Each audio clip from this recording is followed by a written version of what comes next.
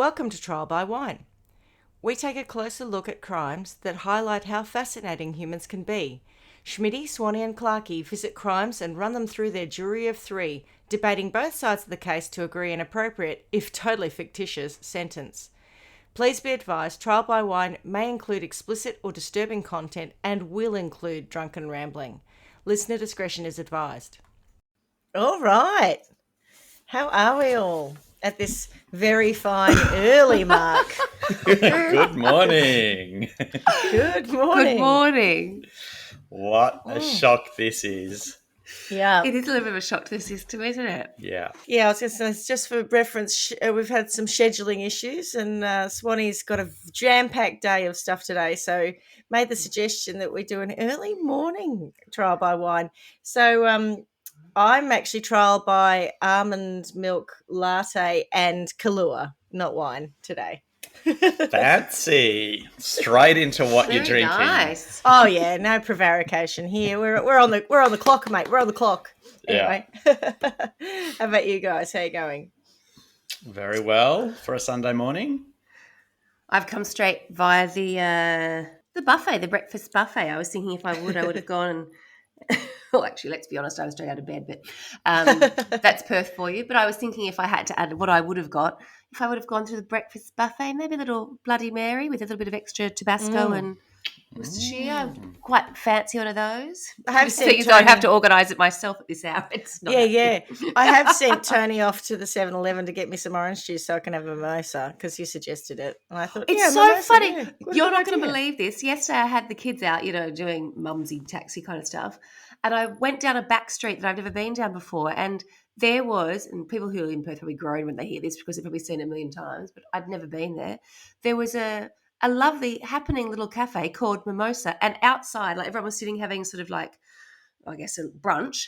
And there were a couple and they had mimosas. And I was like, oh my God, this is so bizarre. So I just sent the suggestion saying we'll have to have mimosas over our trial by mimosas. Morning. Yeah. Yes. We just, for the breakfast slot, we do trial by mimosas. Yeah, I think it's a great idea. Yeah. And there's something okay about that, I don't know We might why. have to go, it looked very popular. So maybe when everyone makes it to Perth, we can do a little bit of a visit to Do you remember mimosas. it was trendy for some period of time to have champagne breakfast or champagne and chicken for breakfast? Yes. I don't Chicken know why and champagne specifically brekkie. chicken. Always Yeah, That's like a true, thing. actually. Why is Yeah. that? It's sort of It's like every weird. morning thing you had, yeah. yeah. What was that drink you used to drink? You were always champagne with Kir Royale, is it? Is that you? Oh, yes, that's a champagne cocktail. So, Oh, God, that's just jumped into my mind. That's you, isn't it? I'm not getting confused with someone else who used to do it. Yes, I would have It's that definitely because, a Schmitty memory for well, me. actually, Auntie Barbara put me onto the champagne in cocktails Paris. or the Key Royales. But Yep. also, if you just have a glass of champagne with a cube of sugar and some bitters in it at the bottom, that's a standard champagne cocktail. So, yes, I did used to partake. I still on occasion. How very do. 70s. It does I seem was rather born in the decadent, doesn't it? 70s. Why not stick with it, hey? It was a good decade. Yes, it does feel decadent. No, but the whole chicken thing, what? Chicken for breakfast? Anyway. Well, it who was knows? always brunch when you did chicken and champagne breakfasts. Was it? Yeah, like, 9 o'clock before the races.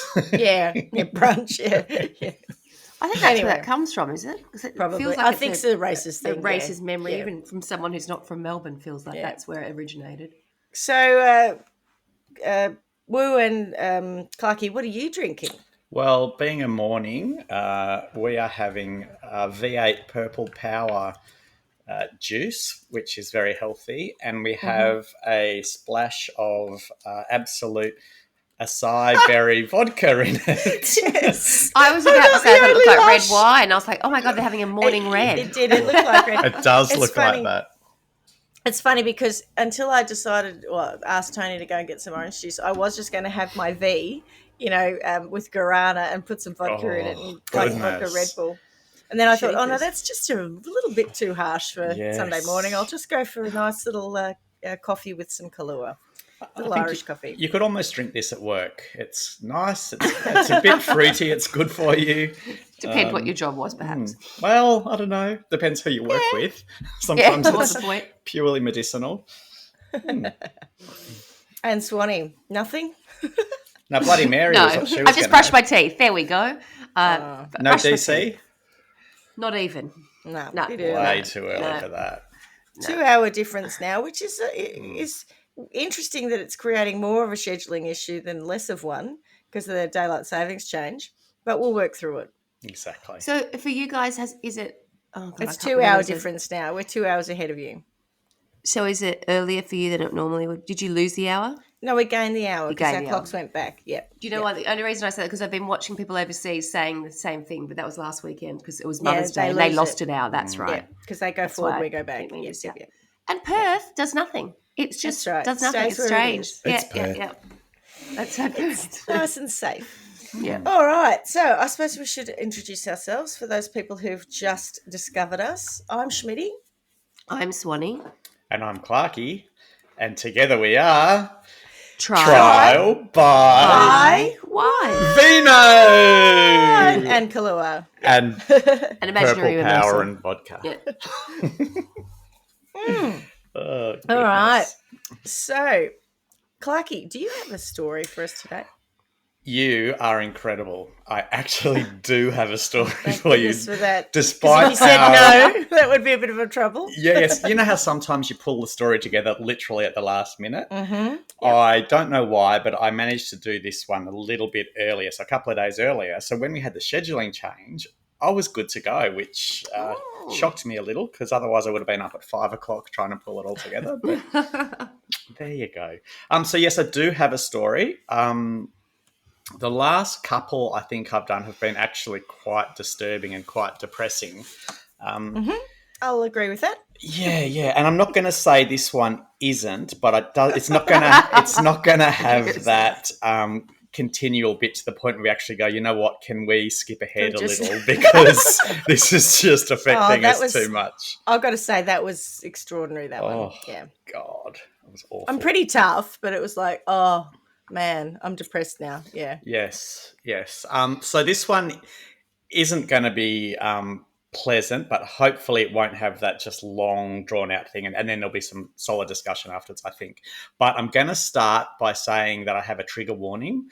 So today's story is one of suicide and maybe a trigger for some, so please use your discretion before continuing. And if you or someone you know is experiencing mental health crisis, please call Lifeline on 131114. Rightio. So today's story is about Conrad Roy and Melissa Carter. Conrad Roy's the one. It sounds like it's out of Succession. Not that I watch it, but it sounds like he's a. Well, I don't know what sounding name, isn't it? Yeah, well, I don't know. Yeah. I don't know what Succession is, but it's funny you say that because he's actually Conrad Roy III, and his dad's name is Conrad, and his grandfather's name is Conrad.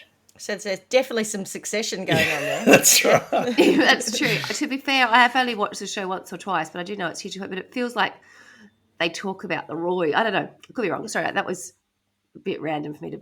That's all right. We like a good segue. Yeah, I'll find out who that. It's not them. Good old Sagoo. Yeah. So I have some sources for you. So the first one is Wikipedia, which is always helpful. The New York Times, which is very credible. Women's Health Magazine. I can't tell you a lot about that one. LAFashionBuzz.com. Doesn't sound particularly credible. I'm sure it's excellent. But yeah. I'm sure it's good, yep. Salon.com. It's like Ladies Lad Bible. Yeah, Ladies Salon.com. Ooh.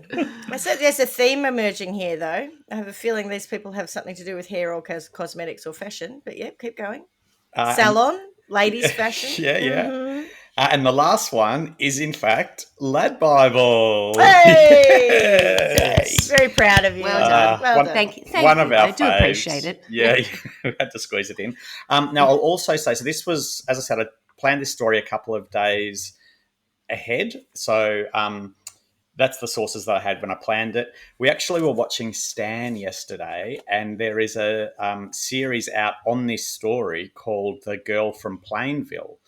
So we thought that's why I knew the name. There you go. I've so been we hearing thought it on the radio. That's why. Yeah, so we thought brilliant, we'll watch it. So we Yep. started binge watching, but there's only 3 episodes released in Australia. So we didn't get to the end. But so some of what I say may now be influenced by that as well. There we go. The penny has dropped. That's why it will have been in my conscious, because I've heard that name in the last week or so. Have you Keep seen hearing it, the or have radio you just ad. heard it being No, advertised? No, I've seen the trailer or whatever, but I've heard it advertised on radio quite extensively over here. They Right. keep saying the Conrad Roy's Conrad name. Roy. That's why I've heard it. Uh-huh. But the Roy family apparently is from Succession, so that's where I was getting my Jeepers. wires crossed. Of course, you're all over I the don't- pop culture. I was going to say, I don't think your wires are crossed. I think you're nailing it. I think you were right on Well, both I never counts. watched it. Smashed it. I tell you, queen of pop culture. Straight out of bed, straight into it. Straight out of bed. Yeah. Gosh, you don't skip a beat. All right. So, do you want me to tell you the story? Yes, please. do. Great. Okay. So, Conrad Roy was born in 1995. In What? Yep. Who was born after 1990? I mean, this is outrageous. Oh goodness, I know, right? Well, so young. Okay, sorry. I was Nope. expecting 1970, 1950 with a name like Conrad Roy. Yeah. Anyway, No. This is super recent. third Super or the fourth. recent. Yeah. Okay. In Mattapoisett, I think it's pronounced, but I could be wrong. Okay. Massachusetts. He was sometimes socially anxious attending school and going to the classroom. He worked with his father, grandfather, and uncle for several years in his family's marine salvage business, Tucker Roy Marine Towing and Salvage in the New England area. In the spring of 2014, he earned his captain's license from the Northeast Maritime Institute by completing 3 months of night classes. In June 2014, he graduated on the honour roll from Old Rochester Regional High School in Mattapoisett. He was an all-round high school athlete who played basketball, rowed crew, and ran track. He graduated with a 3.88 GPA and was accepted to Fitchburg State University to study business, but at that point decided not to go. So that's a very brief... This is going to jump around a little bit. I found it hard to put it all together. Anyway, so he was... Carter, who is Michelle Carter, was born on August 11th, 1996 in Massachusetts to Gail and David Carter.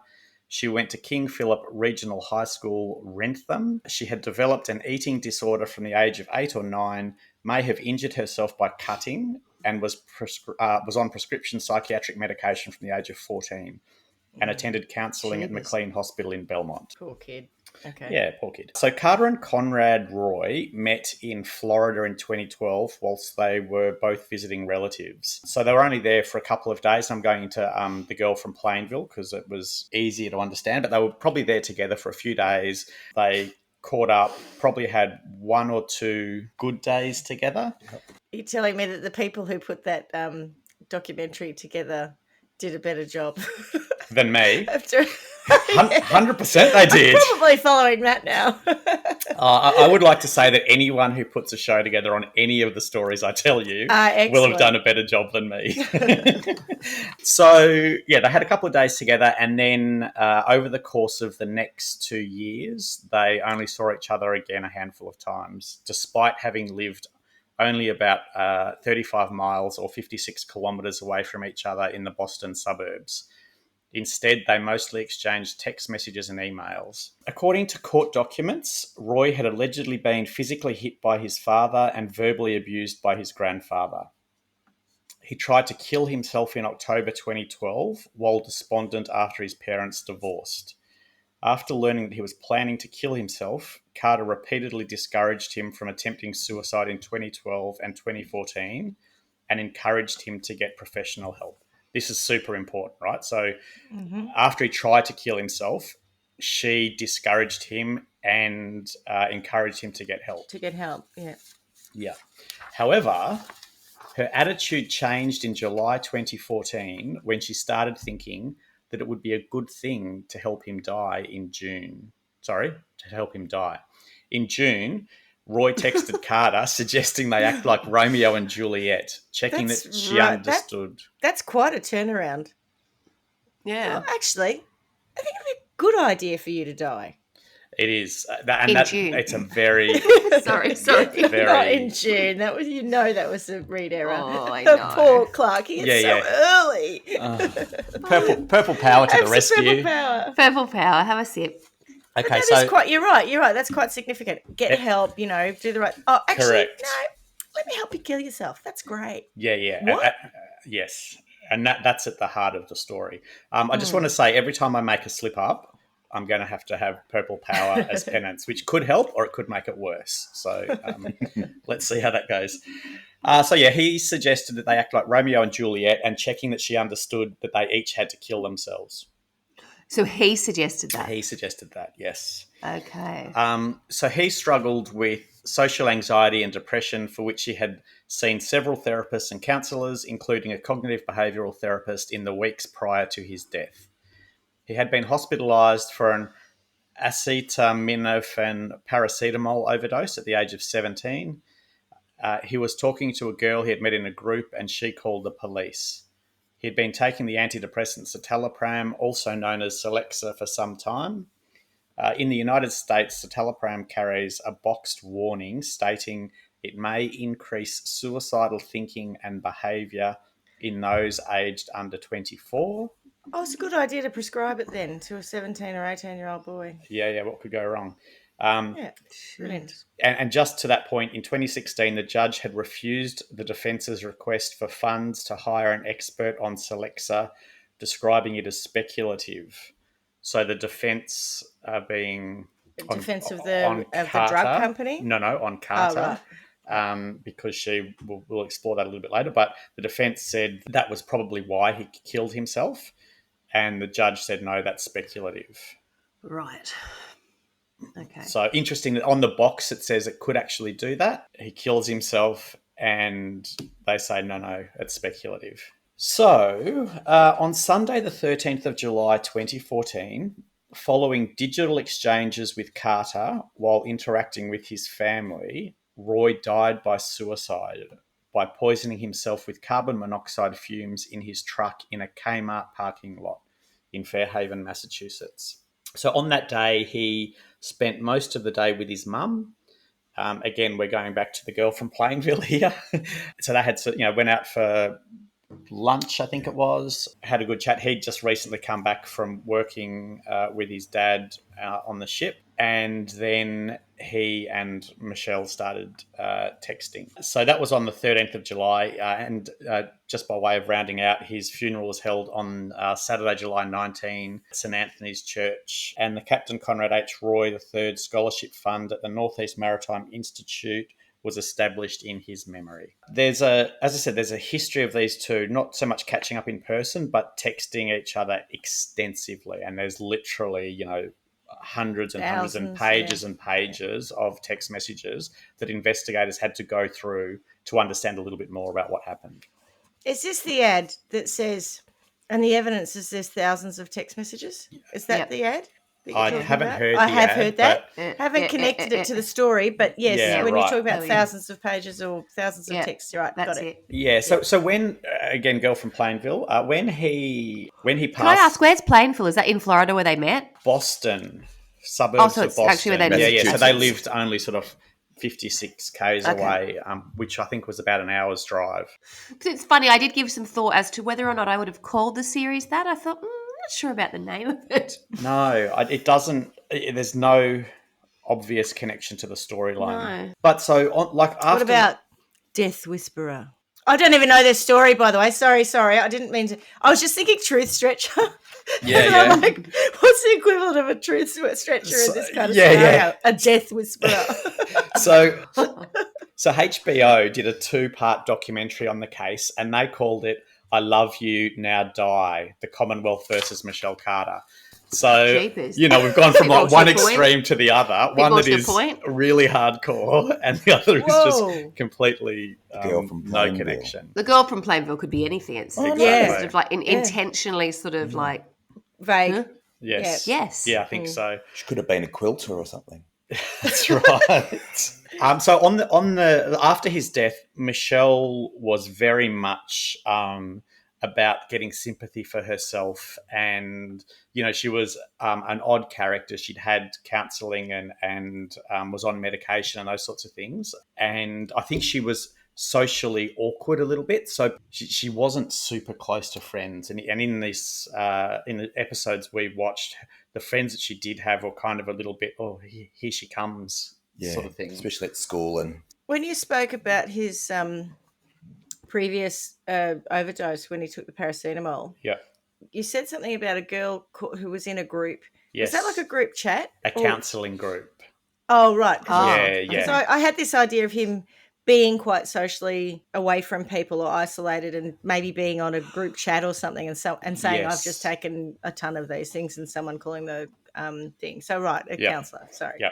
Okay. So anyway, within the dozens of pages of text messages gathered by investigators, the conversations carried out on the day of Roy's death are amongst the most unsettling in the case. Buckle up. Carter started out the day texting Roy about his plans to kill himself and urging him not to put it off any longer. What? You keep pushing it off and you say you'll do it, but you never do. It's always going to be that way if you don't take action, she wrote, adding... Oh, my God, this is the kind of stuff I say to Jeremy about the jobs around the house. When I is had it going to exactly be done? the same Yeah. When is it thought. going to be done?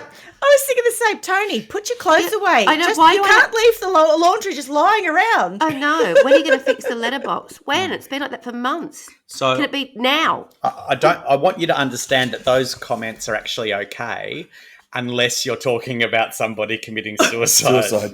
In which case, I think- not okay. I think the point was, what Carla and I are getting at is that we commonly nag. But Yes, it's it's rather not banal, about, but yeah. but not about things like this. Well, Will you just get to it? No. What? Yes. I guess I'm saying watch yourself, because it's a slippery slope, right? If you start off with starts with the clothes on the ground and the sweeping the floors, Yeah. and if you're not careful, I'll end up saying I love you, but will you just die? yeah, exactly right. here's a bottle of Tylenol. Yes. Oh, how horrid. Yep. She added, you're just making it harder on yourself by pushing it off. You just have to do it. In her text, Carter went on to instruct Roy about taking his truck to a parking lot in broad daylight. When Roy Jesus. voiced concerns that this might look suspicious, Carter insisted that it wasn't. It's less suspicious. You won't think about it as much and you'll get it over with instead of waiting until night. Later, she Guilty. asked... She's kind of like the opposite of a life coach. Yeah, death death coach. Yeah, Death yeah. whisperer. Death whisperer. Death coach. Yeah, that's right. Later, she was asking if he was ready. I guess, Roy replied, mentioning he was freaking out again and overthinking the decision. Overthinking. Yeah, I don't yeah. think you can overthink that one. No, I think I think you need to that needs a overthink that lot of one. thinking, yes. That's right. Oh, no. So then she says, I thought you wanted to do this. The time is right and you're ready. You just need to do it. You can't keep living this way, Carter wrote. You just need to do it like you did last time and not think about it and just do it, babe. You can't keep doing this every day. Roy said he did want to move forward with his plan, but admitted again that he was freaking out for his family. Carter went on to suggest that she would be there for them after his death. I told you I'll take care of them. She's good, isn't she? I'll take care of them. She has never met the mum, and I don't think she met the dad. No. There's no relationship to them. She's this text message But girl. she'll take care of them. And that's Yeah, the same with right. her family, her parents. Have never met him.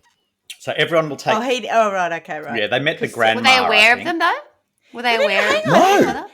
Not at all. How could she take care of them when she's supposed to kill herself too? No, she's not. No. He suggested that. She said no Yeah, thanks. yeah. She She bought didn't into go it. through with that. Yeah. She didn't go through with it. I thought it was a pact to start with. No. Was it never a No, pact? they discussed that as something, but it was never what they were going to do. Not agreed. Right. Yeah, okay, yeah. What did sorry. she say? Oh, cute idea, but no. Yeah. So in the girl Cute. in the girl from Plainville, Yeah, she but no. comes out saying Conrad's dead, and the mum goes, "Who's Conrad?" Who's Conrad? Yeah, I'm saying Sitting that. there having So breakfast. yeah, so she's acting Yeah. like they're going to All get sad. married. They're the best of, they're in love. Blah blah blah. And the parents are going, "We've never heard of him. Who is he?" And crocodile tears and... Oh, I've been death coaching this guy for a couple of years. Yeah, that's right. It's like post-show blues. I've been working really hard on this, and now it's over. And you're like, oh, what do I do with myself now? Aw. So I told you I'd take care of them. Everyone will take care of them to make sure they won't be alone and people will help them get through it, she wrote. Later, Roy and Carter continued to exchange texts until a final string of messages yielded no response from Roy. That evening, Roy drove... She wasn't even with him. No! Oh, because he's gone off to do the job. right. Yeah. So that evening, Roy drove his pickup truck to an empty parking lot and turned on a gas-powered water pump, causing lethal carbon monoxide to seep into his vehicle. Other texts from Melissa over the period of their texting, not just that day, Melissa, say isn't it Michelle? Yeah. Gary Michelle. Carter. Hang on. And Gary. Purple. Yeah, she's Gary gone Carter. to hospital. And that, what's it, Ellen what? Sama. Ellen Page. Yeah. Oh, no, that's a... No, Oh, that's a- Elaine that's a Page. jail. Elaine Elaine Page. Page, that new prison. More purple power. Yeah. Upstate New York. This is either going to That's go right. get much better or much worse. Other texts from Carter said drink bleach. Just drink bleach. Oh, well, And- we've covered that in a previous episode. Do not drink bleach. Yeah, and it won't cure coronavirus. No, it won't. And why haven't you done it yet, though? I feel like that needs to be in... That's very Vicky Pollard. Oh, yeah. I was what's thinking the name? The Lauren. other one. Yeah. Lauren, yeah. What? Why haven't you done it yet, though? Have you done it, though, yet? Ain't you got a mirror? Is the Lord your shepherd, miss? That's it. I was trying to think. There's something about Miss, yeah. Yeah. So another conversation obtained from CNN showcased a separate instance when Carter encouraged Roy to end his life. Oh, I'm going to read this one. So this is really buckle in. So this is them talking. I think your parents know you're in a really bad place. I'm not saying they want you to do it, but I honestly feel like they can accept it. They know there is nothing they can do. They've tried helping, everyone's tried, but there is a point that comes where there isn't anything anyone can do to save you, not even yourself. And you've hit that point. And I think your parents know you've hit that point. You said your mum saw a suicide thing on your computer and she didn't say anything. I think she knows it's on your mind and she's prepared for it. Everyone will be sad for a while, but they will get over it and move on. They won't be in depression. I won't let that happen.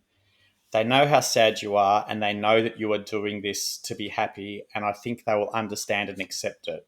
They will always carry you in their hearts. Conrad says, oh, thank you, Michelle.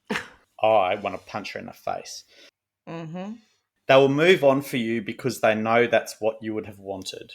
They know you wouldn't want them to be sad and depressed and be angry and guilty. They know you want them to live their lives and be happy. So they will for you. You're right. You need to stop thinking about this and just do it because your overthinking always kills. Overthinking. I'm not sure it's the overthinking. Roy says, yeah, it does. I've been thinking about it for too long. Carter, always smile. And yeah, you have to just do it.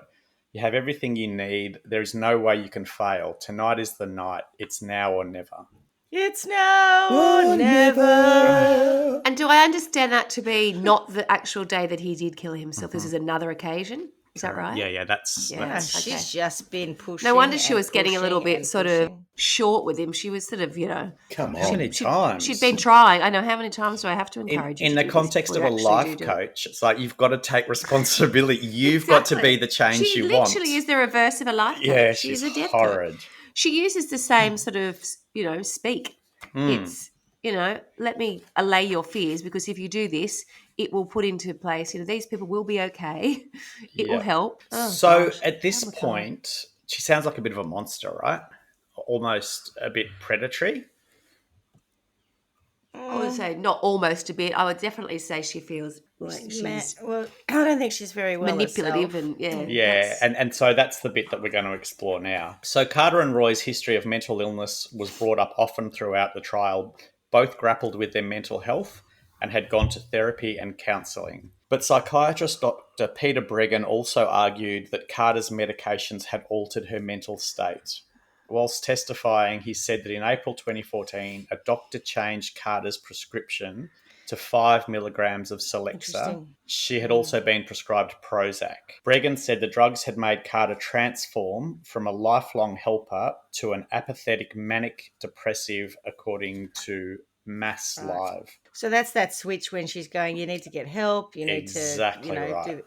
yeah. And to your point, Swanee around her language. She's done therapy for a long time. Yes, So yes. she's learnt the language Yeah, through she's heard therapy it. as well. Yeah. Could I ask you a question, Clarky? interesting. In the stuff that you've seen, Tragic. do you see that switch around about that time in the way she's communicating with him? In terms of, do I see it as in the girl from Plainville? Yeah. We or only wherever you got can to see see it. 3 episodes because the rest haven't been released in Australia yet. So Okay. No, more just we in didn't your get to that. notes. So, Or in your so timeline. 100% in the notes, it's exactly the time. Yeah, yeah. Oh, wow. Yeah, okay, yeah. okay. Yeah. So it's not just a convenient, there was Excuse, definitely a yeah. switch So for in terms 2 of... years, she Yes. was discouraging him. And 2 then years. in Wow. April, she changes medication. He dies in 2014. July of yeah. that year. Yeah. Oh wow, that Yeah, quickly. yeah. And that's okay. that's when she's badgering him. Exactly that. Jeepers. That is It's Okay. incredible, scary. right? Yeah. Well, it is, but it's amazing what medication can do to people. It's incredible. Like even when a friend of mine who her partner went through changed into gender change, went from a female to male, and my friend talks about how the hormonal shift alone changed behavior, not like just different, like a female would have responded to a situation quite differently to once the hormones had changed to more testosterone, just responded differently emotionally to a situation. And that's your hormones, let alone whatever these synthetic things are going into you and causing your brain to respond in certain ways. It's quite scary. Yeah. So during this time, we see her having adverse reactions to the drugs, a remarkable nightmare series in which the devil actually tells her to kill herself, he explained. She's still so afraid of the devil that months later, she still sleeps with her little doggy because she's so scared of the devil. What were the drugs supposed to be doing to her? Celexa is an antidepressant. So Jeepers. supposed to be cheering her up. That's quite a that's- side effect. But that's the one that said if you're under 25, it can cause you to could be be- Correct. Yes. suicidal. Yeah, yeah. Right. And she's under 25 as well. So she's I've- 17, 18. I think I'm showing my own naivety when it comes to mental health in this statement I'm about to make. I would have thought that if you were prescribing a medication for someone to, avoid depression, that surely suicide would be a fairly likely outcome, or not likely outcome, but a potential outcome of someone who is depressed. So the fact that that's a warning would suggest that drug doesn't do the job it's supposed to. What does it do? Well, Where- might. What are the benefits if that's the Yeah. side effect? That's It might work okay I'm with missing people something. who are over 25 because your hormones Okay. are different and your brain development is different when you're over I see. 25. Right. So maybe So it's it just could the, well it's the work. age, it's totally age group, right? Yeah, Got yeah, it. yeah. That makes, Because that makes there's sense. still Yeah. brains are still forming in teenagers. And they have said that, so that's covered, isn't it, in terms of the warnings? Yeah, but Because that's why what it's specific prescribe to that it? age. Oh, well, To that's your point, why prescribe something to a Yeah. 17-year-old that has a warning that says don't give it to people under 17? It might cause them to have suicidal thoughts. Jeepers. And also, if you do that, are you Great somewhat question. responsible if they then Yeah. do commit suicide? Like, come on. Anyway, so he also said Carter had been subject to involuntary intoxication. Oh, I'm influence. subject to that too. Involuntary Sorry, I made intoxication that up. influence. That's being been- around you. Yeah, yeah, that's right. That's me every day. It's involuntary. Yes, so that is what involuntary intoxication influence is. It's actually she had been subject to involuntary intoxication, meaning that she didn't know right from wrong due to the medication's Right. influence. It's worth noting that involuntary intoxication is a legal term, not an official mental health term listed in the Diagnostic and Statistical Manual of Mental Disorders. I thought you were making it up. The lawyer possibly is because it's a legal term, like a truth not a stretcher. medical term. you need involuntary Yes, exactly right. intoxication. Involuntary intoxication. No, well, it means that she hasn't gone and got herself drunk and therefore No. can't tell right from wrong. She's got drunk on the drugs, not drunk, but Yes, I know what you mean. the Yeah, intoxication in her system is caused by drugs. It's involuntary because she didn't sign up for that Yes. side effect. Got it. Yes, but it's a legal definition, not a medical one, which I'm not sure that a legal definition trumps medical definitions when it comes to medical terminology. Carter's parents agreed with Bregan. I am convinced the medication she was taking affected her mental state, which made it difficult for her to distinguish between right and wrong, her dad wrote in a character statement submitted to the court. I shouldn't imagine that would hold a whole lot of weight, would it necessarily? That your dad supports you and says, yeah, she was totally different, but we still let her have it and we still, after the fact. It's hard, isn't it? It's really interesting because if they're putting her on new medication and the box says it could have suicidal effects, and it's taken April, May, July, June, Yeah. so 3 to 4 months. I just wonder what the obligation of the people who are looking after her while she's in that state are. And is it that she was just incredibly good at hiding the effects of the drugs, because that could also be a thing? Or is it that, they weren't paying enough attention? And there's no right or wrong to that. I guess it's just a matter of circumstance. But certainly in the girl from Plainville, the parents looked like they were very loving and very caring. Earlier you said that no one knew who Conrad was, in relation to her relationship with him. So there is a question about whether or not anyone's aware of how that medication is affecting her to affect someone else. Yeah. Do you know what I mean? Correct. But that's the hard thing. That's why she could have actually hid it from her parents, because she's not necessarily suicidal herself, but been acting that out with Conrad. So almost two sort of personalities, one when she's texting Conrad and one when she's living her life with her parents. Because I'm sure she doesn't want her parents to think that there's something wrong with her. So she's probably trying to put a brave face on. So Carter had also dealt... Sorry, gosh, did I say Carter or did I say Carla? You said Carter. But have a drink anyway. Thanks. I'm glad you were all listening to me, because I clearly wasn't. Carter had also dealt with an eating disorder. Her friend from high school, Samantha Boardman, said in court that Carter had confided in her when she was struggling. I watched out for her. For what she was eating. Carter would text Boardman when she was having a hard time or resorting to self-harm, according to Oxygen. I'm having a mental breakdown, she sent one day. What's wrong? Boardman replied. Have you hurt yourself today? Michelle, you can talk to me. I was doing okay, and then I had pasta for dinner and I completely lost it. I got so much anxiety, I didn't know what else to do, Carter replied, adding that she needed to get that knife out of my house. Eventually, Carter was diagnosed with anorexia and was sent to a clinic to receive treatment. So importantly, that part isn't during that April to July period. So that's just another issue. I think you said that she'd been diagnosed as having an eating disorder when she was quite young. Yeah, correct. Yeah. So as we know, Roy suffered from depression. He tried to take his own life once before by swallowing a bottle of pills. After Carter left the clinic, she told Roy to consider getting treatment, admitting that the program had helped her. Michelle had tried to counsel him and be there for him and listen to him and understand what he was going through.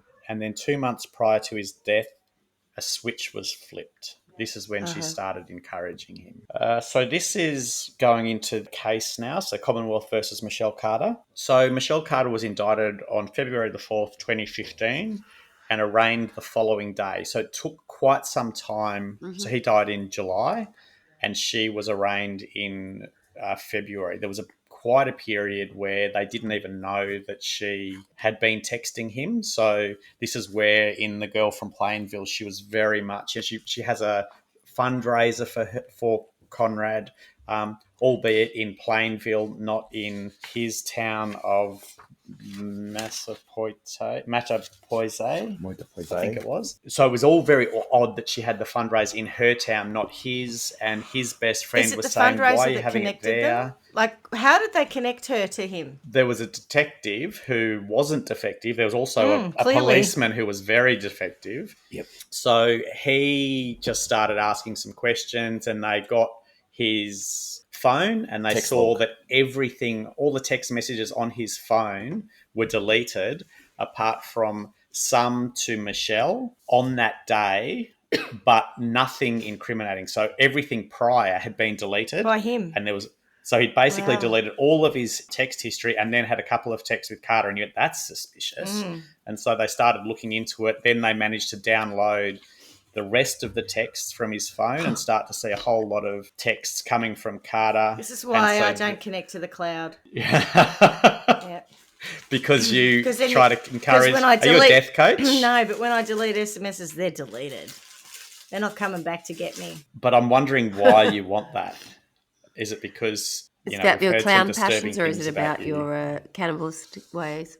Yeah, your soap making. The things. About Oh, all I sorts bet. of things.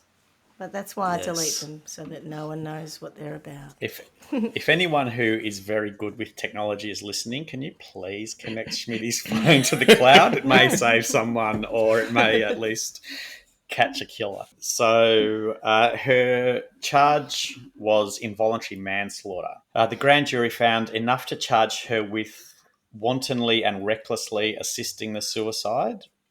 She was 17 at the time, and the court indicted her as a youthful offender rather than a juvenile, meaning she could be sentenced as Oh. an adult. Involuntary manslaughter is interesting because it wasn't involuntary. I'm sure Yeah, it's a legal thing, but yeah.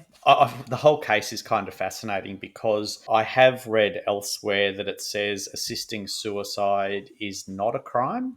So the grand jury found enough evidence to charge her with wantonly and recklessly assisting the suicide. So that the assisting bit isn't a crime. And as we discuss this, you'll find out, Well, technically, she She didn't even wasn't there, assist no. it. You know, like, yeah, Yeah. because she wasn't there. and therefore, what is the crime? Yeah. And there's a really interesting part that'll come out soon that will explain all of that. In June 2015, a district court judge denied a defence motion to remove the Bristol County District Attorney's Office from the prosecution. The defence argued that the DA, Thomas Quinn III, so more succession, should be removed because he is the first cousin to Roy's grandmother, Janice Roy, and therefore Conrad's first cousin twice removed. Yeah, but isn't everyone in the area someone's first cousin twice removed? I can't talk factually to that question. Drop I won't. I'm going to say yes. Well played. However, Quinn had already handed the case over to his deputy, DA William Macaulay, so that's why the judge went irrelevant. On July the 1st, 2016, an appeal to the grand jury indictment heard by the Massachusetts Supreme Judicial Court was also denied, allowing the case to go forward. Justice Robert J. Cordy, writing for the unanimous court, found there was probable cause to sustain the manslaughter indictment. On Monday, June the 5th, 2017, the day before the trial was scheduled to begin, Carter waived her right to a jury trial. Therefore, the case was heard by Judge Lawrence Moniz in the Bristol County Juvenile Court of Massachusetts in Taunton. Carter was represented by Joseph P. Cataldo and Corey Madera. As there were limited legal precedent for prosecuting the encouragement of suicide, Cataldo initially asked a Taunton juvenile court judge for summary dismissal, arguing that Carter's texts were protected under the First Amendment and that the text history showed that Roy had been contemplating suicide without Carter's input. The judge declined this motion. So on the 16th of July 2017, Judge Lawrence Moniz of the Bristol County Juvenile Court found Carter guilty of involuntary manslaughter. He stated prior to his ruling that it was Carter's phone calls with Roy when he was in his truck gassing himself, as described by Carter's texts to friends. So she actually texted her friend saying that she had an opportunity to talk him out of it, rather than preceding text messages that caused him to go through with killing himself. Sorry, so the record of that is, can they see on her phone that she had called him or he had called her at that time? She sent, so there's definitely a period where they have a conversation. They don't have the detail of that. However, she did text a friend and say that she had an opportunity to talk him out of it, but didn't. And is she saying, I don't know if I'm going too far, is she saying that to the friend in the context of, is she comfortable with the fact that she didn't discourage him? Like, is she sort of not bragging, but, is she sort of stating that? Or is she upset and saying, I had the opportunity and I let it slip through my fingers? Like, which way she presented it? Yeah. So in The Girl from Plainville, she plays this. The character is incredible in that she can be very upbeat, loving, blah blah blah, and then she has these sort of crashes where she's very anxious. And it was in one of those moments where she texted her friend. Then they caught up in the library, I don't know, a couple of days later or whatever. And she said, now that text, what was that all about? She goes, don't worry, I shouldn't have sent it, and sort of played it right down. Okay. So it was concluded that Carter had a duty to alleviate the risk. This alleged failure caused the death of Mr. Roy, and she was found guilty of involuntary manslaughter. I'm going to skip a little bit of this and just talk about what I understand happened on that day. So when he was in the truck and he was gassing himself, they, I think, were still texting each other a little bit. He ended up getting out of the truck and going, I can't go through with it, blah, blah, blah. And they had a conversation. And her text that she sent to her friend said, I could have stopped it. I was on the phone with him and he got out of the car because it was working and he got scared. And I told him to get back in. So that's the bit. Yeah, but if you go with the whole idea that her brain has been affected by the medication, of course she's going to keep going. She hasn't got off the medication, so that's her frame of mind, is to say you got to do it, you got to do it. We can look at that and go, that's terrible. And yes, legally you can look at it and say that's not what you should have done. But if part of her defence is that she wasn't really within her own right mind, then that Sure. still holds. It's not like it changed suddenly because the situation became real. No, but that bit is crucial in that the other bits aren't necessarily going to get her convicted because she's just encouraging him or supporting him on his journey. He's gone, I don't want to do it. I'm out. And she goes, bullshit, mate, get back in and do it again. She's good at her job. So that's where she had an opportunity. She did right to the end. She had an opportunity to ask for help.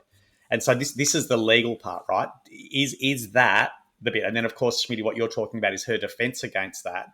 But if someone is going to commit or is saying they're going to commit suicide and they say, actually, I'm not going to do it, you can either go, fantastic, let's get you some help, or you go, bullshit, get back in there and finish it off. Bullshit, get back in the car, because she's been saying get in the car for 3 months.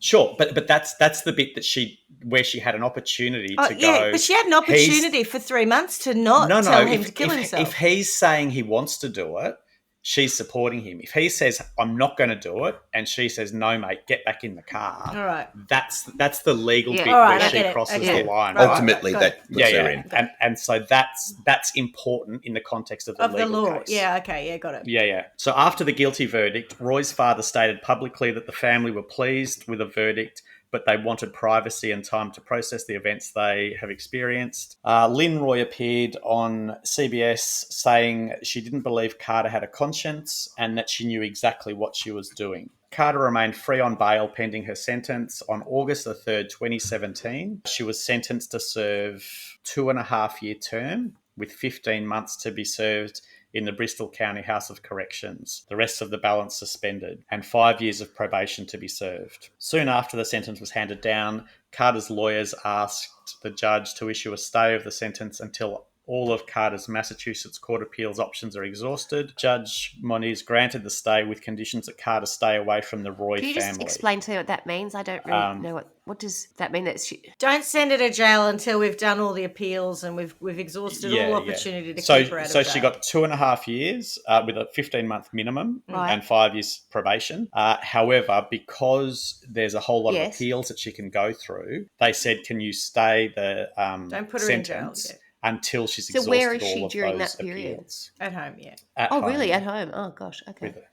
Yeah. So on February the 6th, 2019, the Massachusetts Supreme Court ruled that Carter acted with criminal intent when she encouraged Roy into suicide. So her involuntary manslaughter conviction was ordered to stand, and that Carter's 15-month prison sentence would be enforced in the near future. The rest of the 2.5-year sentence was suspended, followed by 5 years of probation. Under order from Massachusetts judge, Carter began serving her 15-month sentence on February the 11th, 2019. She had requested a parole hearing for early release, but the parole board denied the request on September 20. Meanwhile, Carter's lawyers petitioned the case to the Supreme Court of the United States in July 2019, based upon the First Amendment and Fifth Amendment grounds. Carter's defense lawyers argued that Roy had a history of suicide attempts and the decision to end his life was his own, that Carter was bewildered over the case against her, and that taking all the texts in context, she tried to talk him out of it. They argued in initial hearings that the defendant had broken no law and had a First Amendment right to free speech, and that at the time she was a juvenile. The Supreme Court declined to hear the case in January 2020, leaving in place the Massachusetts Supreme Court conviction. On January 23rd, 2020, Carter was released early from prison more than 3 months before her sentence ended due to good conduct. So she served A year. 11 months, Right. roughly. Yeah. Right. Massachusetts state law allows inmates to reduce their sentence by 10 days per month for exemplary behaviour. That's quite a Carter served lot. 11 months and 12 days. It is a lot, isn't it? That's like a third, 30% It's a bloody good discount. discount. It's really not bog off, Yeah, but, you yeah. know, my favourite. Yeah. So it's an interesting case in that I think, there is that bit where she actually had a real opportunity to talk him out of it and go, yep, let's get you some help. And then I think, Schmitty, to your point around the way that she was behaving based on the medication, the frame of mind, it seems like, 11 months and 12 days is a very minor sentence for manslaughter.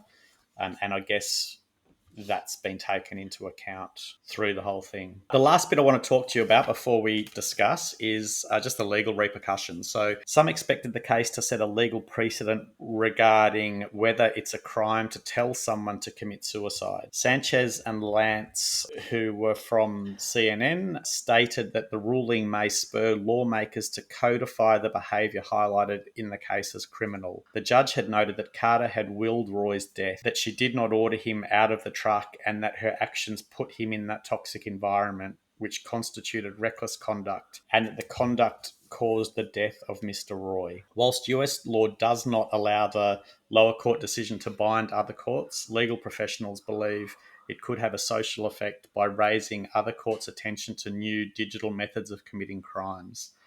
The case also attempts to redefine the social spectrum in which attitudes and behaviours would qualify as criminal that were not considered criminal before. So that's the case that I wanted to present. I guess what I'm really interested in talking about with you all is just that whole notion of mental health, of medication, of actions that come from medication and responsibility based on that. Also, if you look at that in the context of crimes that occur while people are under the influence of drugs that are not legally prescribed, there's almost some parallels there. I'm just interested in your thoughts on all of that. Discuss. Yeah, well, thank you very much, Mr. Clark. It's a tricky one because there's a part of me thinking, I hate to sound a bit like you in previous episodes, but I don't see where the crime is here. I mean, I get that what she did was wrong, but I also am not sure that she was in her right mind. So I'm not on her mother's. On Roy's Side. mother's side, saying, "Oh, she's callous," and like if she's been affected by a drug that the manufacturers say can have this effect. It's not like she's taking paracetamol and there's no evidence that paracetamol will make you tell someone else to kill themselves. She's taking something that can create suicidal ideation, whether for herself or for someone else. So you can. I accept that the drug probably had an impact on her and on him because he was taking it too. You've got this sort of shared hysteria kind of thing happening there. I think legally it's really tricky because I get your point about there's a moment where she should have said, get him out of the car or get out of the car or stay out of the car. But, for 3 months she's been convincing him and convincing herself that this is the right way to go. That last moment is not going to set it over. Like she's not going to suddenly change her mind if she's so influenced. You made a comment that sounded like because she committed and had been found guilty of manslaughter, 11 months wasn't enough.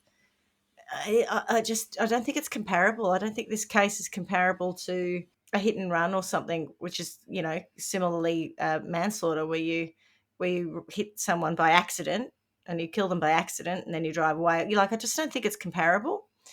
So it is really tricky.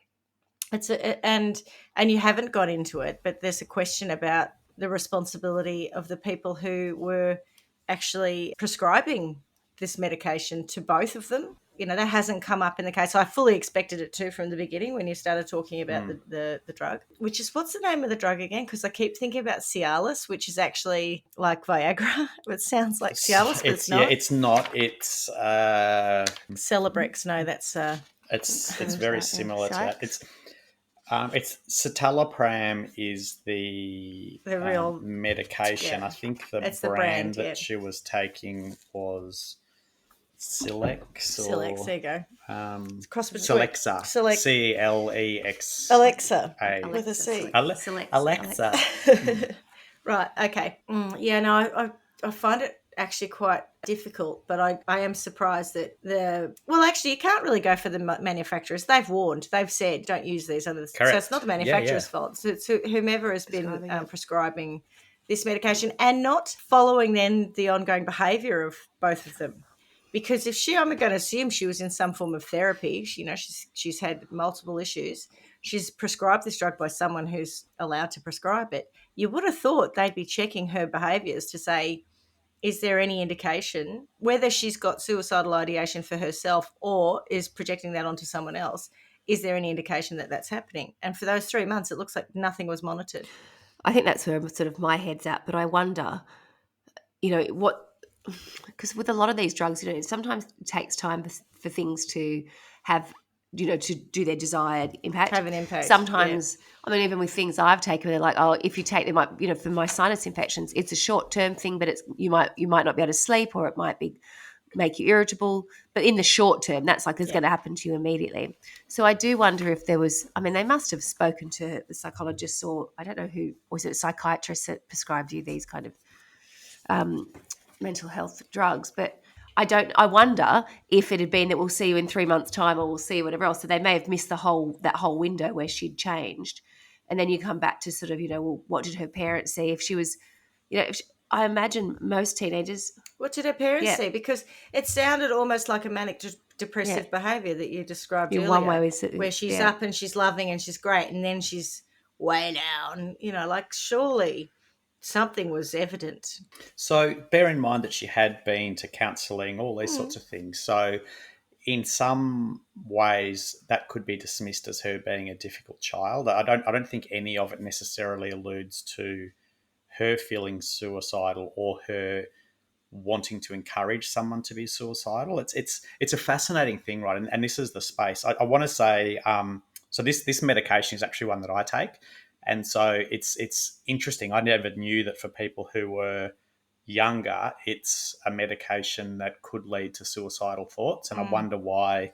I understand your point, Schmitty, around them being different brains and that kind of thing, but different drugs affect people differently. And so that's not something that was ever pointed out to me.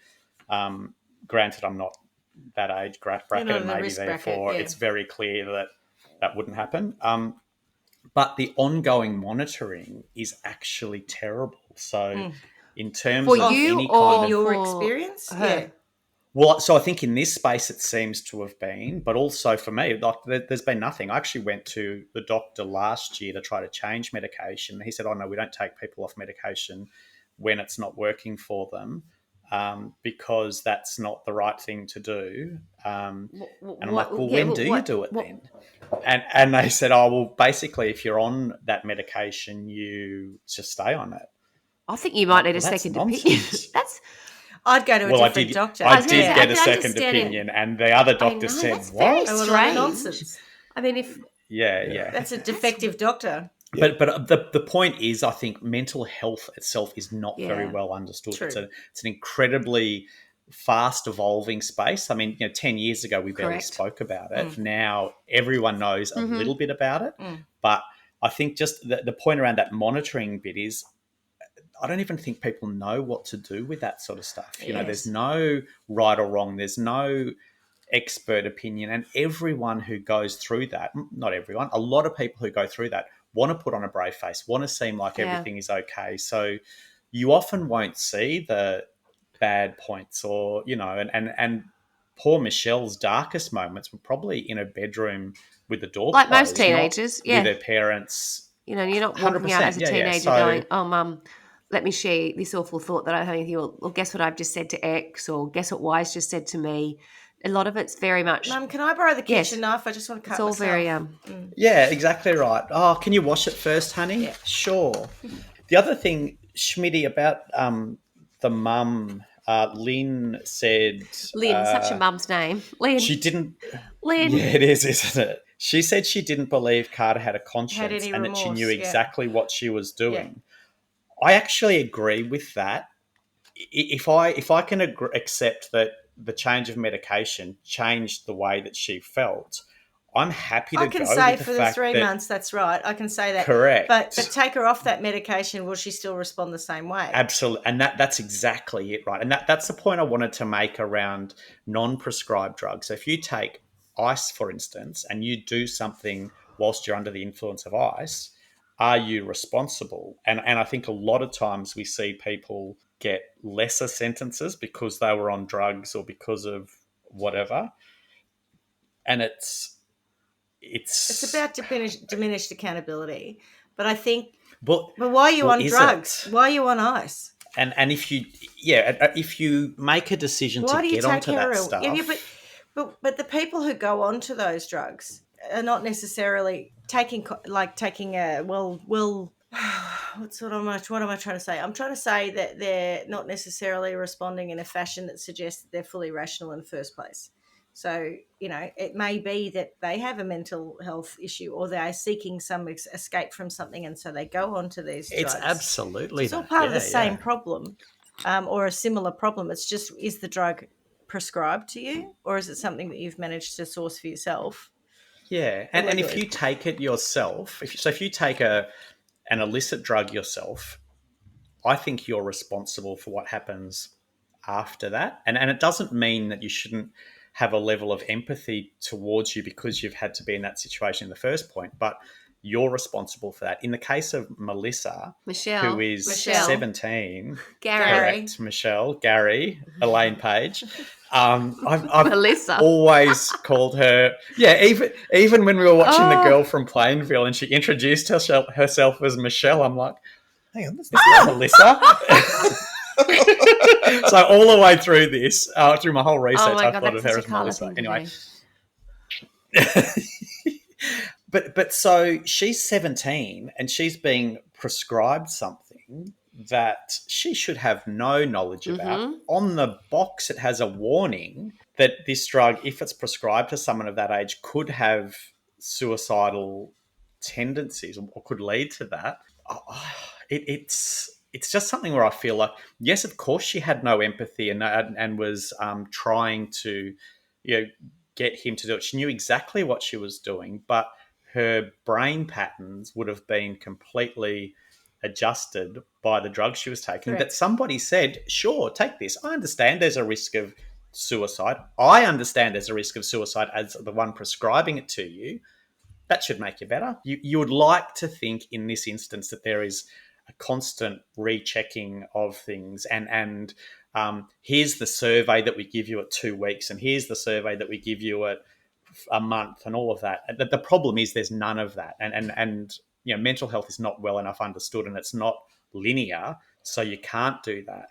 But yeah, really, really challenging, I think. Can I ask a question? Is there any perceived upside for Carter in this? And Well, if he's there dead, is, so no. She. Oh, no, and Sue, if sorry. not, yeah, Melissa or Michelle? Melissa. that's why I went with Carter Yeah. to be sure. Right. Wise. If there is no conceivable upside for her, you'd have to conclude that she was doing what she thought was best for this guy. Yeah, so what's in it for her? Yeah. What's her motivation? Well, this is the thing, right? I see this in two ways. One is she's supporting him to do what he wants to do, which could possibly be that I'm a really good friend and I know how much he wants this. I know sometimes I want this myself, therefore I'm going to help him do it because it's what he really wants. The other bit that it could also be in my head is she has those suicidal tendencies and she's found someone that she can carry those out with without actually impacting herself. And it's just a different look at the same situation. And I'm not saying that's what it is, but it could be that. It's really interesting. Is she just being the supporting friend, albeit misguided because of the drugs she's on? Or is there some kind of an outlet for her because she's taking this medication that makes her have these thoughts and she's got someone that she can just text and it's almost a conduit for her to go through those without impacting herself? Neither of which I think is her responsibility, by the way. Tony, I don't know the answer. I'm intrigued by what happened after he committed suicide in terms of what did she think would happen to her? Did she think that because she hadn't shared the relationship, say, with her parents or whatever else, did she think it would simply be a case of he would die and would there be a connection made to her? Like if she did the fundraising, I'm just a bit confused as to... I don't think she thought she was committing a crime. Okay. I think Clarky raised that she was surprised that she was being held accountable for any of it. Okay. She didn't need to So hide she wasn't... the Okay. fact that she had a connection to Okay. him. Interesting that he deleted all of those texts, Yeah. though. That is interesting. I did read somewhere that she had told him that that's what he should do. That, for me, changes the whole story. That turns into... Yep. Actually, I do Premeditation. think Yeah. I'm doing the wrong thing. I am doing the wrong thing. I am pushing you to kill yourself. That, for me, that little nugget there is the bit that questions whether or not she was just affected by drugs and didn't think she was just helping someone. She was doing the right thing. She was being a friend versus manslaughter, or actually worse than manslaughter in some ways. I would also Murder. possibly if you go back to that, I'm supporting a friend to do what he wants to do because he can't cope anymore. I'll do what I can to help you, but I know that the law might think that I've done the wrong thing. And I think, in a country like Australia where we're only just going through euthanasia laws, so some states have euthanasia as being legal, death, yeah. others don't. If you assisted someone to die when it wasn't legal, you're doing the wrong thing. But are you? Yeah, and I mean, even in Victoria, if you assist someone to die without 3 doctors signing it off, and the doctor has to do it, not you. Yes, that's illegal. Yeah, And so what I'm saying is, she could also have known that it was illegal or not okay, but also felt that it was right for him. It's hard, it's really right? murky. Yeah, it really is. It's just this whole space that you can't get clarity on, and it's not black and white. It's hard to find the thing to cling to that's going to make It just raises more questions than answers me, that's for sure. It feels, I don't know, it's confusing, really. It's a tough one. I think I know where I'm going to go with it, though. I think I've decided. In the interestingly, the 3 episodes that we watched of the girl from Plainville, she was almost being painted as quite manipulative, I think. So post his death, it was all about her and how did this make her feel better and her look better and make her closer to her friends. But is that the way she sort was of presenting herself? Or Her is that just character? how the makers of that show have made her look? Yeah, and that's the thing. I don't know. That's where I sort where of they need were a bit going more with it. sort of colour. Is what was she like after the fact? Because that's when I sort of think, okay, so you achieved what, I don't know if it's what you wanted but Conrad has killed himself, and I just would like to know more about how, it feels like in the series they're painting it out. They're painting her as someone who's a little bit she's quite comfortable with what's happened. It wasn't that she mourning, or was she? Yeah. Was she It crazy? was almost like she was injecting How did herself she react? then back into their lives and his family's Really? lives. Yeah, so she was so she was trying to get very close to the family that she. How did she go about that? Like turned up at the right, funeral, texted the mum. And did she say that she was his girlfriend, or did she say that we're friends, or did?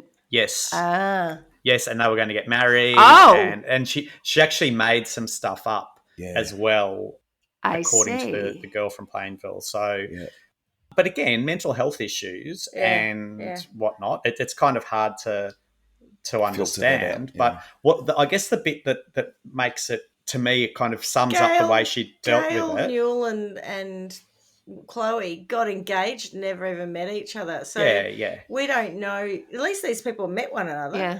And whilst we know about lots and lots of text messages between them in terms of pushing this agenda, for all you know, she did invent that they were a couple. She did invent all that in her head. Yeah, so his parents had separated. He committed suicide whilst he was living with his mum, and he wrote 2 notes. One was to his dad and one was to Michelle. So he didn't write one to his mum. I should have said it earlier, but I've been letting it go. The correct term is died by suicide or killed themselves. Apparently committed suicide is no longer a correct term.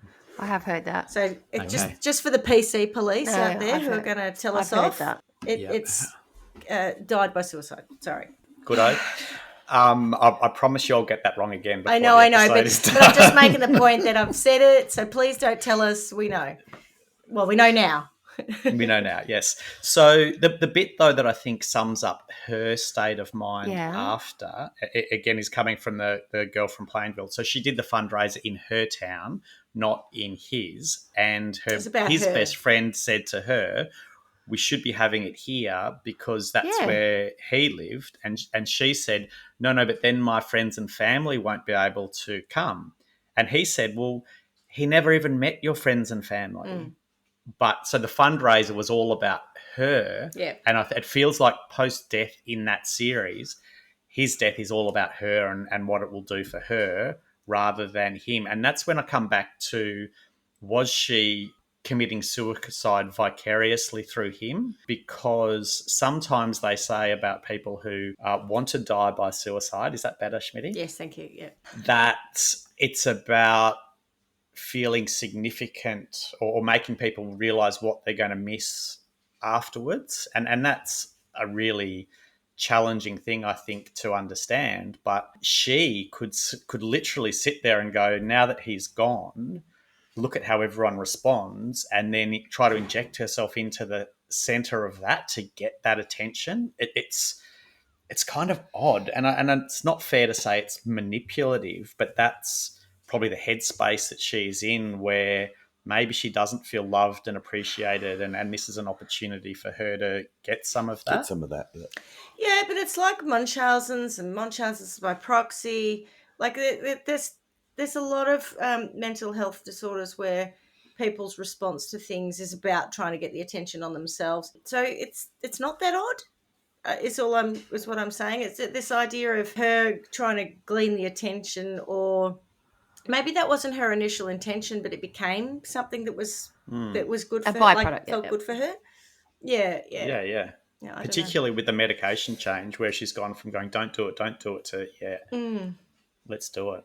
Anyway, okay. There you go. Well, that was well explored, even though I don't think we're any clearer, but I don't think we'll ever be, because it's it's a mucky one. But I do have a sense, if you two would grant me the honour of going first. Absolutely. It's not really a sentence. It's more a...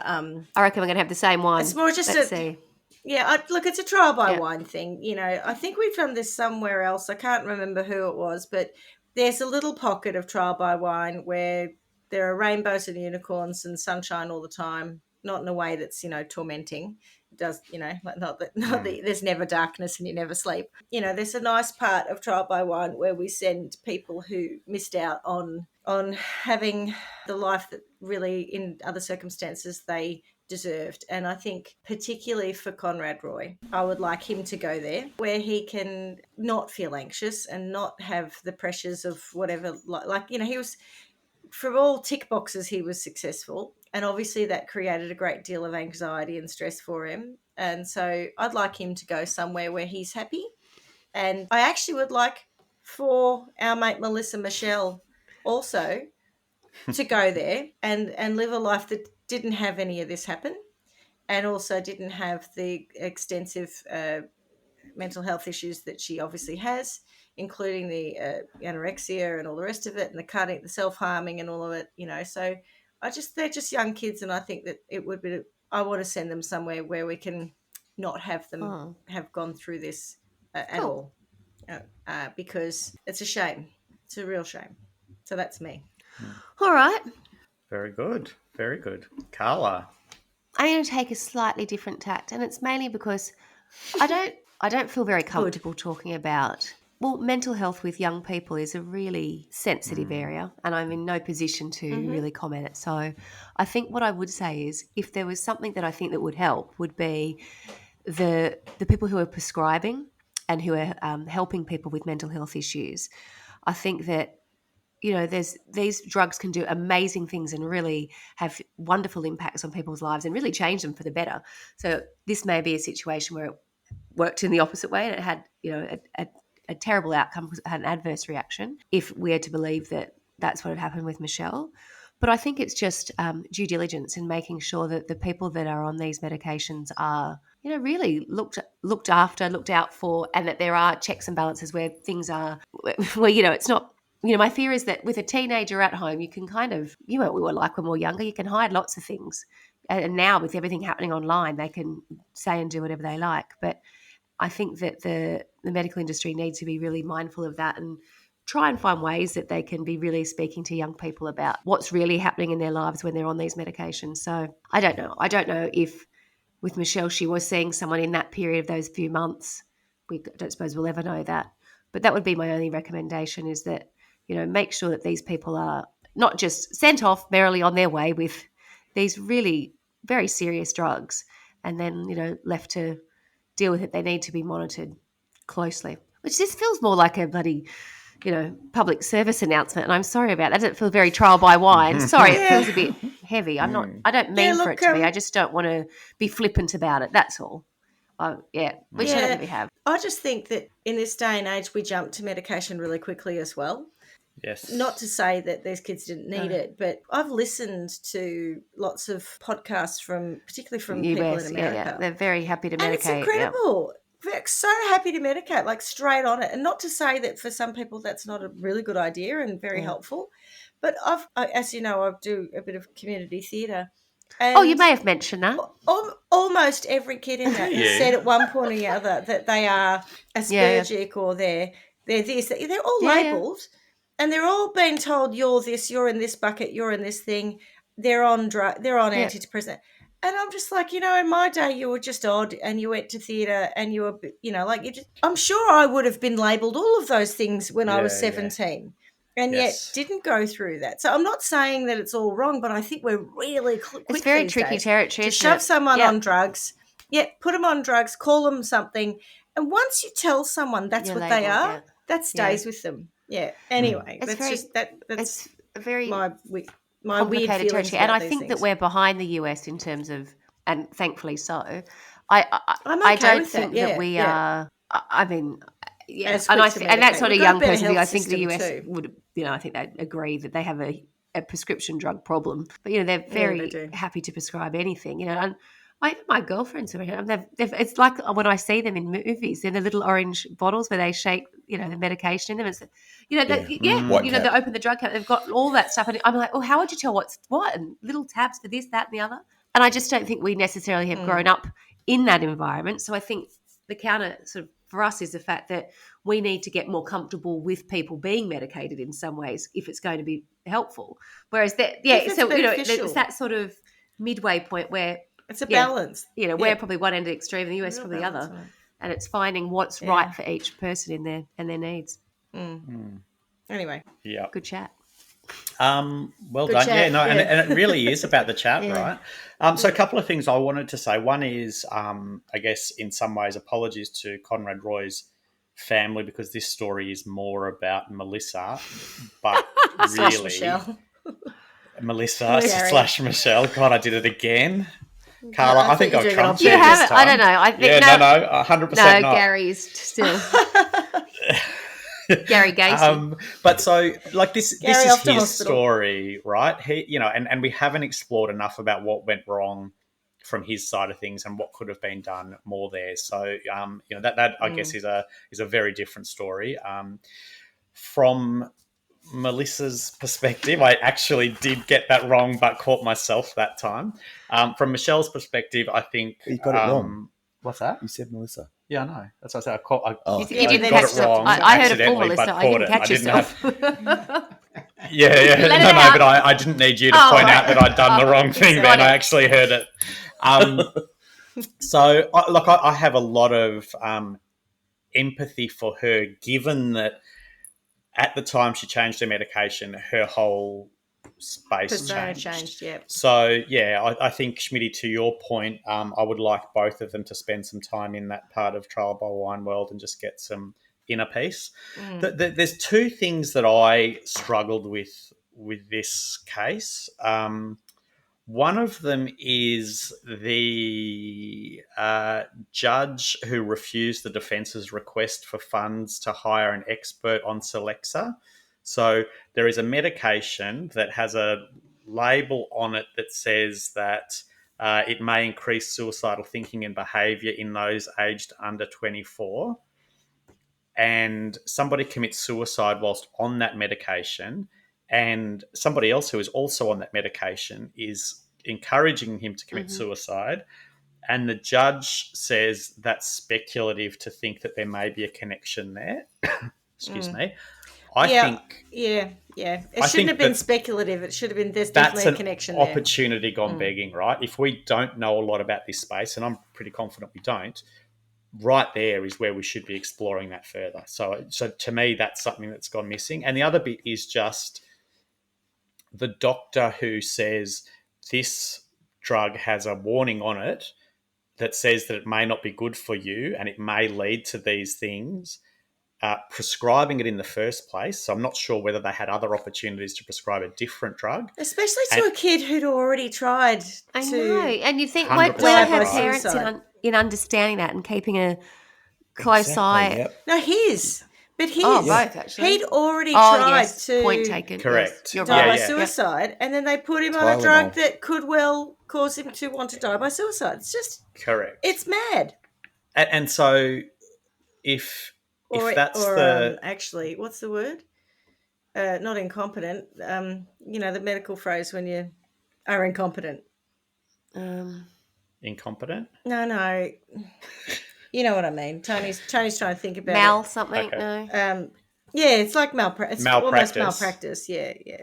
Yeah. So I think, there's responsibility Mal something. sits there with a medical professional who prescribes a drug that may increase suicidal thinking and behaviour to someone who has already tried that and who then follows through and does it. Like, now whether that's the fault of that one medical professional because they didn't understand things, or whether the whole thing is just not that well understood, I don't really know. But I would like to think that if you are going to prescribe that drug to somebody who is of that age, you would have some pretty bloody rigorous follow-up to make sure that they're okay. And I don't know what that looks like. And again, we've discussed that people can hide things from those who are looking after them. So, quite possibly they did that anyway. But therein, for me, lies the crime. And I the don't initial have prescription, I think, is the issue. I'm not going to have a really harsh sentence, but I do think, Schmitty, there should be a Cert 3 in understanding the effects of Celexa on people under 24. And I would like I think it's actually part of your medical training. That's the thing. It's not even a Cert 3. Well, no, I want not them be to go TAFE and to do it. create it so that it does become a like very... a license, like a top-up, a little skill will- set. well, Yeah. No, well, okay. this is their punishment, right? So I want them to have to do a Cert 3 that does go for a very long time, and I want them to have to do it online in a very, very boring context. And then I want them to put together a recommendation back to the rest of society on what they could have done differently and what they would do differently given their time again, because that would waste a whole lot of their time. Hopefully they would give some long, hard thought to what's happened here and what they could have done differently. And then hopefully from the recommendations that they give back to society, we're all better, because next time someone goes to do this, they can learn from it. It feels like at the moment, we know there was a mistake made. We think it's speculative to investigate that any further, and therefore no one's going to learn anything from the death of Conrad Roy. Okay. All right. Well, that was a bit of a side turn for us, a bit different, unusual. I like it. Different. I like it. Thanks. so Actually, thanks recommendation, again. do Yeah. watch The Girl from Plainville. I've only seen the 3, but I'm intrigued to see the rest. To How see many are in they... the series, Okay. Clarky? I don't know. Oh. I don't know. Yeah. All part of the Yeah. mystery. All right. Cool. All right. Well, I may, if I get time to do that, have a little squiz at that. But yeah, good one. All right. Well, thanks very much, crew. And we made it through our first Yeah. coffee/Kahlua trial by wine in the morning. So well done, all Well of done. us. Also releasing you on Yes. time, Swanee, for your day's events. So, miss you all already. Ciao. Miss you. Bye Ciao. now. Love you long time. Bye, guys. Have a good day. Bye. Bye. Thanks for listening to Trial by Wine. You can contact us at trialbywine@gmail.com. Please rate, review, and subscribe to Trial by Wine on Apple Podcasts or wherever you get your podcasts. If you'd like to support us, you can become a patron at www.patreon.com, Trial by Wine, or visit our website www.trialbywine.com to donate to us. Your support will help us cover many more cases and apply wacky sentences. We really appreciate you listening and hope you tell everyone about us. Our cover art is by John Christo and music is by Beauchamp from pixabay.com.